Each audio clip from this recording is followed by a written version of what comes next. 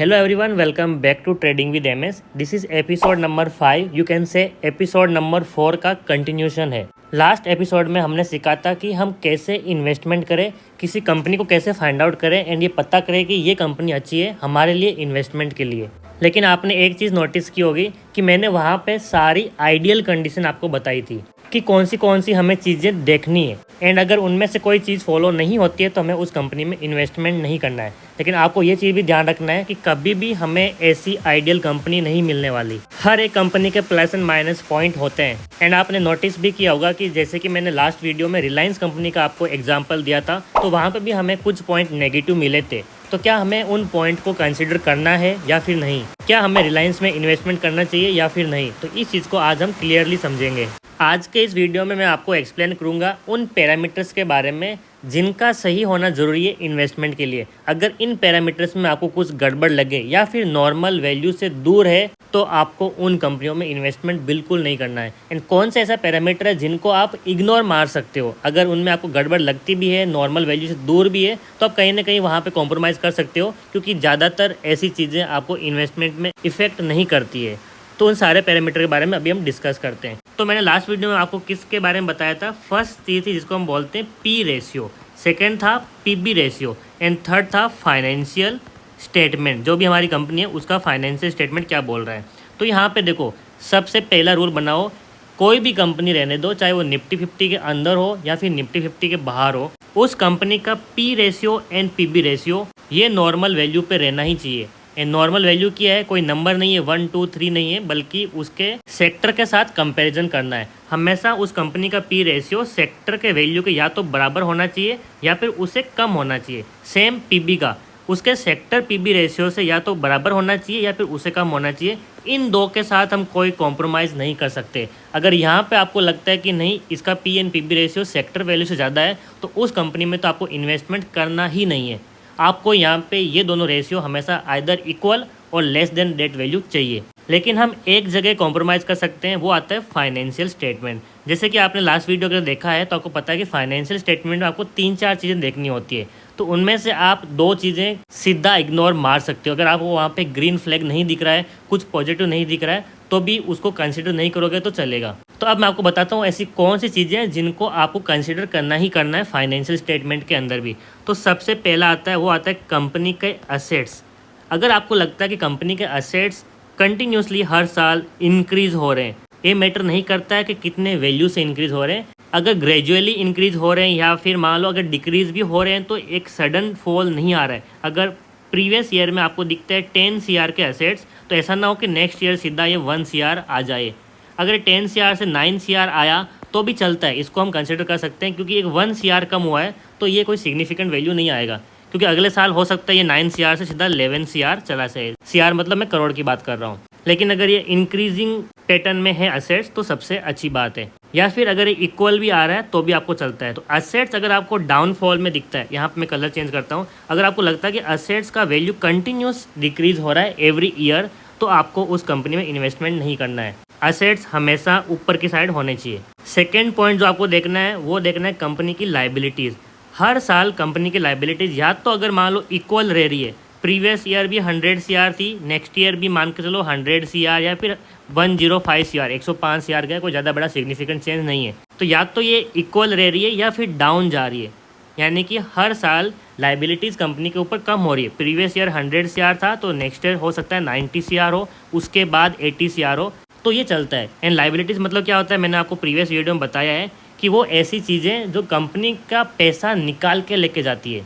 जैसे कि आप बोल सकते हो कि कुछ कंपनी ने लोन लेके रखा है तो उस कंपनी को हर साल उस लोन का इंटरेस्ट पे करना पड़ता है। एंड वो इंटरेस्ट कहाँ से जाता है, कंपनी का खुद का पैसा जा रहा है। तो हर साल अगर लाइबिलिटीज़ कम हो रही है मतलब उसका लोन भी कम हो रहा है, तो हमें लाइबिलिटीज़ हमेशा डिक्रीजिंग पैटर्न में देखना है। तो अगर आपको दिख रहा है कि कंपनी की लाइबिलिटीज़ बहुत सिग्निफिकेंट इंक्रीज़ हो रही है, 100 CR से सीधा 150 CR, अगले साल 200 CR, तो ये काफ़ी ज़्यादा कंपनी लोन ले रही है, जो कि एक नेगेटिव पॉइंट है कंपनी के लिए। क्योंकि अगर मान लो कोई कंपनी लोन के ऊपर चल रही है, इसका मतलब उसका फंडामेंटल अच्छा नहीं है। तो यहाँ पे आपने क्या देखा कि असेट्स हमेशा इंक्रीजिंग ऑर्डर पे रहना चाहिए या फिर इक्वल चलता है, एंड लाइबिलिटीज़ हमेशा या तो इक्वल पे या फिर डिक्रीजिंग ऑर्डर पे रहना चाहिए। लेकिन अगर मान लो थोड़ा बहुत आपको उल्टा भी दिखता है कि असेट्स कम हो रहे हैं, तो ज़्यादा सिग्निफिकेंट कम नहीं होना चाहिए, थोड़ा बहुत कम चलता है असेट्स के अंदर, एंड लाइबिलिटीज़ में थोड़ा बहुत ऊपर की तरफ ही जा रहा है, बढ़ रहा है हर साल, तो थोड़ा बहुत चलता है लेकिन सिग्निफिकेंट चेंज नहीं होना चाहिए। तो आपको ये तो समझ में आ गया असेट्स एंड लाइबिलिटीज़ के बारे में। अब ऐसी कौन सी चीज़ें हैं जिनको आप इग्नोर मार सकते हो? अगर आपको वहाँ पे ग्रीन फ्लैग नहीं दिखे, आपको दिखता है कि नहीं कंपनी यहाँ पे नेगेटिव आपको पॉइंट दे रही है, तो भी आप उसको इग्नोर मार सकते हो। एंड वो कौन सी चीज़ है? वो है थर्ड पॉइंट जो कंपनी की है, इनकम। अब आप बोलोगे सर अगर कंपनी का इनकम कम है तो इसको हम ग्रीन फ्लैग मारना चाहिए, क्यों हम इसको इग्नोर मारें? तो यहाँ पे देखो मैंने ऑलरेडी ये पॉइंट यहाँ पे डाल दिया है। अगर मान लो कहीं ना कहीं कंपनी के हर साल असेट्स इंक्रीज़ हो रहे हैं, तो वो पैसा कहाँ से आएगा? कंपनी के इनकम से ही आएगा, तो वो यहाँ से यूज़ कर लेते हैं पैसा, and at the end of the year company को अपनी इनकम कम दिखानी पड़ती है। सेम एज हम अगर ज़्यादा पैसा कमा रहे हैं तो इनकम टैक्स भरते हैं, लेकिन अगर मान लो हमने कुछ घर पे ख़रीदा है बिज़नेस के लिए, हो सकता है वो लैपटॉप हो सकता है कोई ऐसी इलेक्ट्रॉनिक चीज़ हो जो हमारे बिज़नेस में यूज़ होती है, तो वैसे करके हम अपने टैक्स को कम कर सकते हैं। सेम चीज़ें यहाँ पे कंपनियाँ यूज़ करती है, जो भी पैसा आ रहा होता है वो असेट्स में लगा लेते हैं एंड अपनी इनकम कहीं ना कहीं कम दिखा लेते हैं। लेकिन ये क्या प्रोसीजर है, इतना मुझे डिटेल में नहीं पता है। अगर आप में से कोई सी है तो कमेंट के अंदर आप एक्सप्लेन कर सकते हो कि किस तरह से ये चीज़ें होती है, क्योंकि हमें इतना मैथमेटिक्स में जाना भी नहीं है, एंड सीए की पढ़ाई I think it's more tougher than this, so let's stick to basics only. And फिर नेक्स्ट पॉइंट आता है फोर्थ वाला, जिसको हमने बोला था कंपनी का फ्री कैश फ्लो, इसके बारे में बात की थी। तो यहाँ पे भी मैं कहीं ना कहीं अगर इन्वेस्टमेंट कर रहा हूँ तो इस पॉइंट को इग्नोर मार सकता हूँ, अगर मान लो नेगेटिव आ रहा है तो। अगर ये सब चीज़ें पॉजिटिव आ रही है तो अच्छी बात है, हमारा फंडामेंटल सबसे स्ट्रॉन्ग हो रहा है। लेकिन यहाँ पे अगर इनकम थोड़ी बहुत कम दिख रही है तो चलता है, क्योंकि हमारे पास असेट्स इंक्रीज़ हो रहे हैं। लेकिन अगर मान लो इनकम भी कम हो रही है लेकिन असेट्स भी या तो इक्वल रह रहे हैं या फिर कम हो रहे हैं, तो कंपनी के लिए नेगेटिव है। वैसे ही फ्री कैश फ्लो, अगर कंपनी के एसेट्स कंटिन्यूस बढ़ रहे हैं, आप देख रहे हो हर साल कंपनी के एसेट्स बढ़ रहे हैं एंड लाइबिलिटीज़ कम हो रही है, तो इस कंडीशन में आप फ्री कैश फ्लो को भी इग्नोर मार सकते हो, क्योंकि यहाँ पे भी हम सेम कॉन्सेप्ट लगाने वाले हैं। फ्री कैश फ्लो मतलब क्या है? कंपनी के पास वो बेकार पड़ा हुआ पैसा जिसको कभी भी कंपनी यूज़ कर सकती है कुछ खरीदने के लिए या फिर कुछ इन्वेस्टमेंट करने के लिए। लेकिन आपको पता ही है अगर कंपनी के पास पैसा आया मतलब उसने क्या किया, ऑलरेडी कुछ असेट्स ले लिया। अब असेट्स में बहुत कुछ हो सकता है वो मशीन्स है जो कंपनी के लिए यूज़फुल है कुछ मैन्युफैक्चर करने के लिए, हो सकता है वो कुछ लैंड है, रियल स्टेट है, वो भी कंपनी के लिए असेट्स में आता है। तो ये सारा पैसा जो होता है वो कंपनी ऑलरेडी यूज़ कर लेती है, इसलिए काइंड ऑफ आपको मिलेगा कि कभी कभी हर साल कंपनी का कैश फ्लो कम हो रहा है। लेकिन आपको ये भी इग्नोर कब मारना है? अगर कंपनी के असेट्स इंक्रीज़ हो रहे हैं एंड लाइबिलिटीज़ कम हो रही है। तो आपने देखा कि income and free cash flow को इग्नोर कब मारना है? जब कंपनी के असेट्स बढ़ जाते हैं, लाइबिलिटीज़ कम हो जाते हैं। लेकिन अगर मान लो ये नहीं हो रहा है तो फिर हम इनको इग्नोर नहीं मार सकते। तो आपको मैं फिर से समरी देता हूँ कि कंपनी अगर कोई आप देख रहे हो तो उसमें कौन सी चीज़ें होनी चाहिए इन्वेस्टमेंट के लिए, अगर वो नहीं है तो इन्वेस्टमेंट नहीं करना है। एंड कौन सी चीज़ें हैं जिनको आप इग्नोर मार सकते हो? तो नंबर 1 पी रेशियो, ये कंपनी का अच्छा होना ही चाहिए, और वो कितना अच्छा होता है वो आपको मैंने ऑलरेडी एपिसोड नंबर 4 में बताया है, तो उसको जाके फिर से देखना। सेकेंड नंबर है पीबी रेशियो, ये भी अच्छा होना चाहिए। थर्ड नंबर पे आता है फाइनेंशियल स्टेटमेंट, जो कि एक ब्रॉड टॉपिक है। इसके अंडर हमने बात की असेट्स की, ये इंक्रीज होने चाहिए या फिर इक्वल है तो चलता है। कहाँ पे हमें यहाँ पे गड़बड़ दिखेगी? असेट्स कभी भी कम नहीं होना चाहिए। सेम तरीके से हमारे पास सेकेंड पॉइंट आता है, वो है लाइबिलिटीज़ का। लाइबिलिटीज़ अगर मान लो या तो इक्वल है या फिर कम हो रही है तो अच्छी है। हमारे लिए गड़बड़ कब हो जाती है? जब लाइबिलिटीज़ कंपनी की बढ़ने लगती है, तो वो हमारे लिए नेगेटिव पॉइंट हो जाएगा। फिर नेक्स्ट आती है कंपनी की इनकम। इसको थोड़ा ध्यान से सुनना, इस इनकम का क्या रिलेशन है।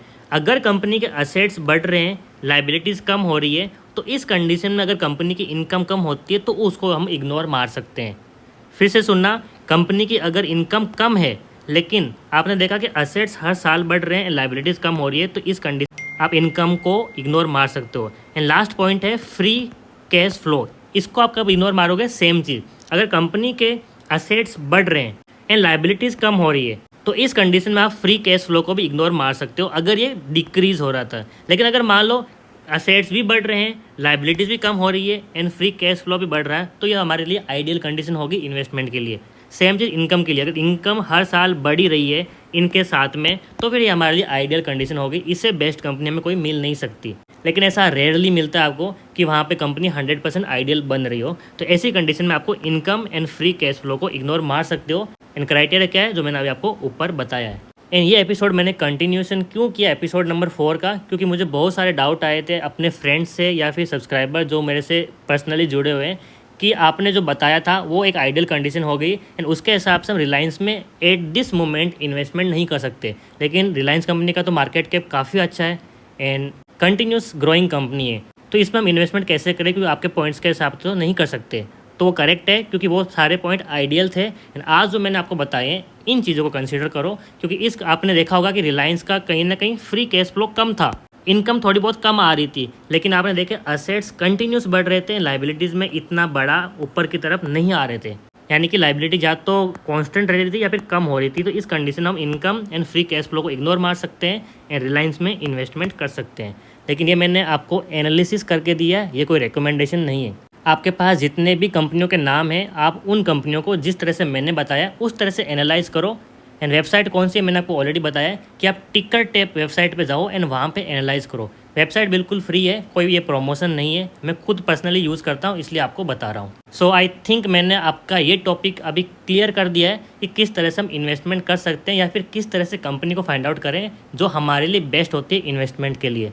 मैं खुद पर्सनली ये चीज़ें यूज़ करता हूँ एंड आपको ये चीज़ें एक्सप्लेन की। अगर आपको फिर भी कहीं पे डाउट है तो definitely you can comment below and I will try my best to answer this question. So finally अगर ये वीडियो पसंद आया तो लाइक ज़रूर करें एंड अगर चैनल पर नहीं हो तो सब्सक्राइब कर लो। एंड अगर आप चाहते हो कि आपके फैमिली मेम्बर भी इन्वेस्टमेंट सीखे तो उनके साथ भी शेयर कर दो, चाहे व्हाट्सएप ग्रुप हो या फिर इंस्टाग्राम।